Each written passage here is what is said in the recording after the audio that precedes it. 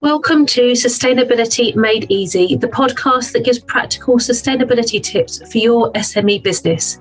With me, your host, Jade Pluck.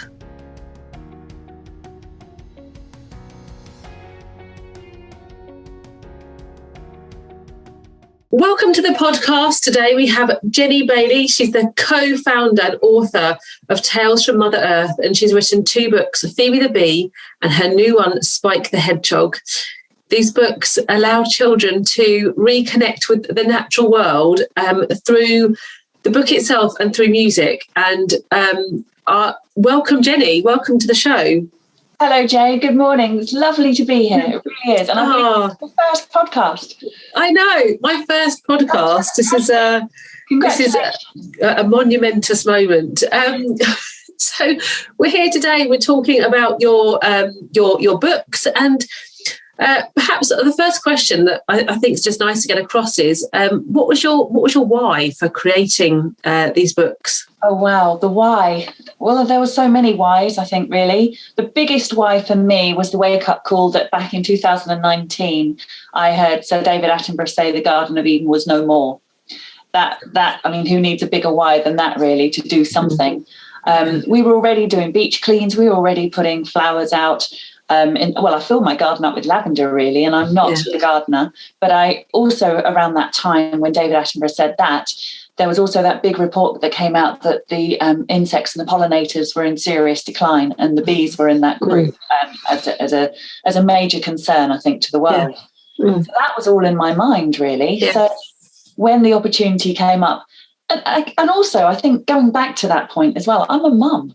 I don't think you need a bigger why than being a mum and wanting your children to experience a good future, and generations on from there experiencing a good future and feeling connected to the natural world and looking after it. And I think that's really important too.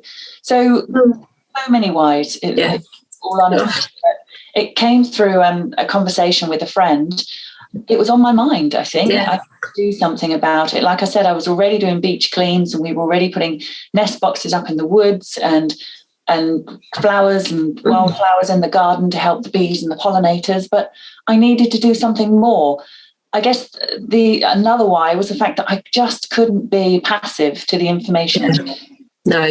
Australia was burning, America was burning, it was horrific news that was through. And I just had to do something. And really, this was the more I was looking for. Oh, and I mean, you mentioned bees there.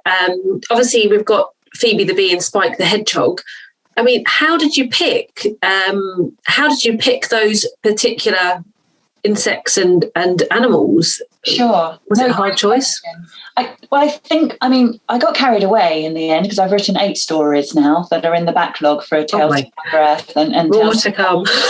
No, there is more to come, yes. And it's almost like when I wrote the books, they're needed now because children need to be aware and they need to connect with nature. And what we're doing through our books is touching a child's heart with a story that will empower the child to help the wildlife that needs help today. So we started with the bee, really, because back in 2019, the bee was given the title of the most important living species on the planet. And it just fell at the right time, I guess, for us to kind of go, the bee has to be first. It is crucial. The more I looked into it, the more I understood that it's absolutely paramount. Pollination services, everything the bee stands for, what they do for us. It just seemed right that Phoebe was first. Oh, and I think for me, one of the reasons why I connected was because you just don't realise connected with you, is you just don't realise how important these insects are until you start, hearing what you're saying, the types of information that this book is giving is so important for that next generation. Yeah, it's really incredible when we go out and do story workshops, for instance, at primary schools, and we tell the children that, every third forkful or spoonful that you put in your mouth, the bee has helped it get there with the pollination services. That there seems to be a very big disconnect children between the food on their plate and really knowing where it comes from and what work's gone into it to achieve that food that's on their plate. And with every third forkful we're placing in our mouth, like I'm saying, it really does come down to the bee. That work. Now for children, the bee is that small, isn't it? It's a very small insect. And so in our book, we wanted to give Phoebe front page really, and make her as large as we possibly could, and also anatomically correct. We didn't want any of our stories to be cartoon books in any way. We want them to be realistic stories of how animals are coping in today's world, and then give children those lessons and those action points to actually learn what they need to do to help them, so they can feel empowered by helping those animals that need help. Well, oh gosh, well, I'm hopeful with 2 children myself. I'm hopeful for the future of the bees and the hedgehogs, and with more books to come. It's exciting times. Next year is going to be Bandit the Blue Tit. He's coming out in the spring. Oh my gosh! And we have blue tits in the garden as well. We do, but just as Phoebe really stands up for all the pollinators out there, not just necessarily the bees. I think Bandit stands up for all the garden birds. You know, the nest box in your garden can not just serve blue tits; it can serve an array of other birds as well. So what kind? I mean, can you give any maybe 2 or 3 like tips or actions that if there are any parents, nature lovers, perhaps even if a child's listening to this through their parents or carers, perhaps any tips they can do immediately to help nature? Is there anything that they can do? There's so much you can do to help nature. I mean, if we just take the bee for example, a bee needs nectar. And they need the right type of flowers. So what you can do in a flower pot or in your garden is sow some wildflower seeds. They don't normally like the best soil either. So wildflower seeds can grow on all sorts of substrates of soil. It doesn't need to be the best, most fertile soil. In fact, they prefer it not to be really. So it can be anywhere where you can just scatter a few wildflower seeds. And when those seeds take hold and they come up and they bloom, you'll feel so impressed with yourself, and you can pat yourself on the back when those pollinators come along in the spring now, because obviously we're well into autumn now and coming into winter.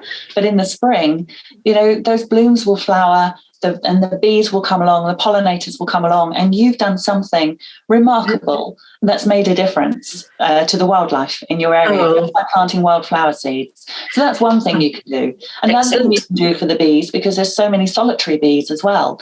It's incredible. There's about 270 different types of bees in our country, and 90% of those are solitary bees. And they don't get a look in sometimes. But to help solitary bees, you can think about putting up a bee hotel, which I don't know if you see in garden centres. And they're those structures, similar in shape, I guess, really, to nest boxes, but they have tubes in them.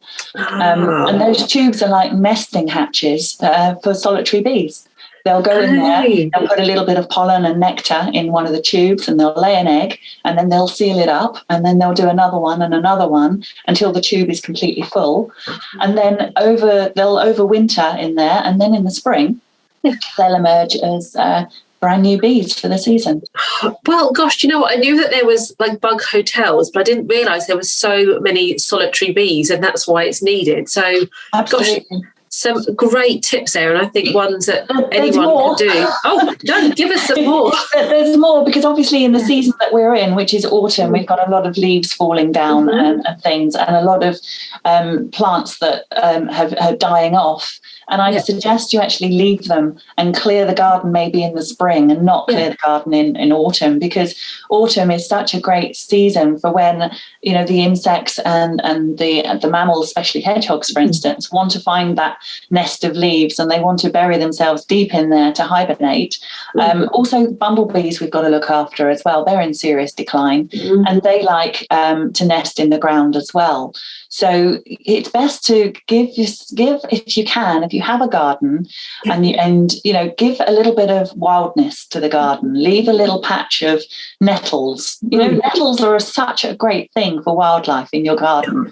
Now, I'm saying at the back of your garden, not necessarily at the front of your garden, but just nature needs a bit of mess. And I know predominantly, it seems, and the majority of us don't necessarily like mess, but attitudes are changing on that, because we clip our garden lawn far, far too much to stop the wildflowers coming up, for instance.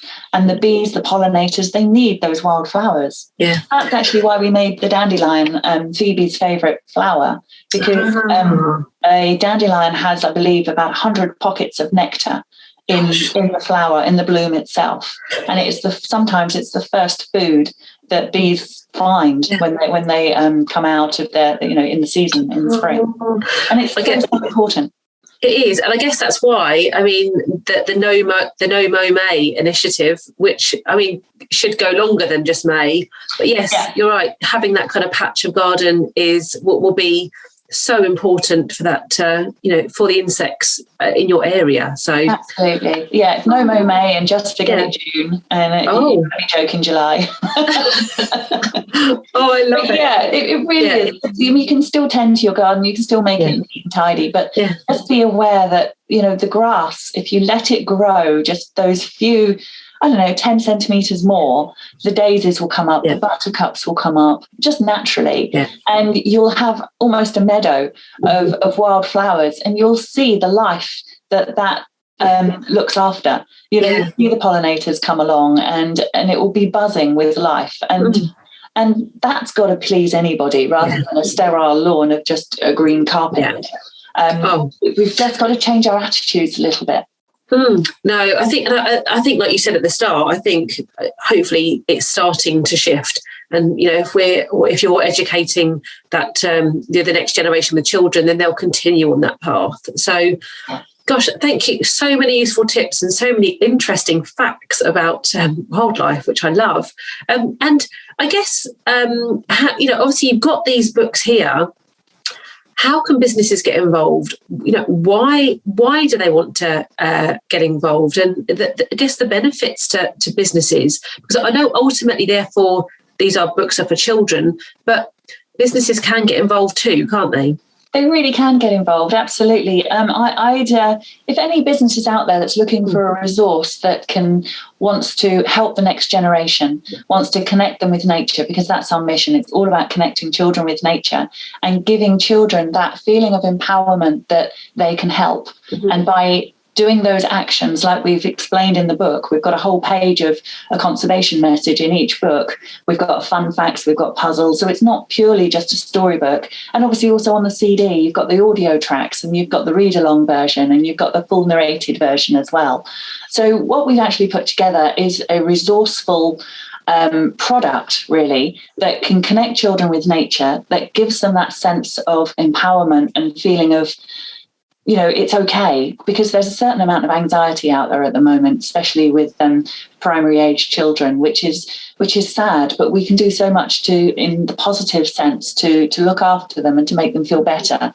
So it comes down to, if there's organisations out there that really want to look after, a green impact, positive impact, and want to look after their corporate social responsibilities, in the environment and in their communities, then if they're working with schools or they've got an education program, then that's something that we can definitely help with by purchasing our books, donating them to primary schools, as we've done for a number of companies in the past. That's a way whereby we can give that direct influence, if you like, to children in primary schools.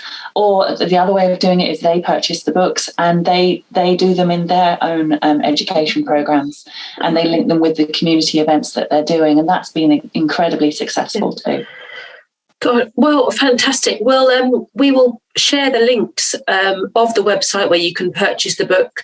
And if anyone wants any more information, we'll perhaps put your contact details in there too, so that people can get in touch with you.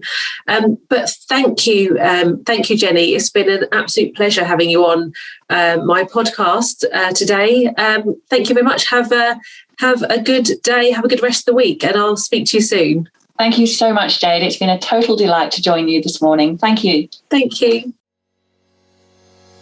If you like this podcast, then do subscribe to my channel or sign up to my newsletter if you'd like to get an email notification when the next episode goes live.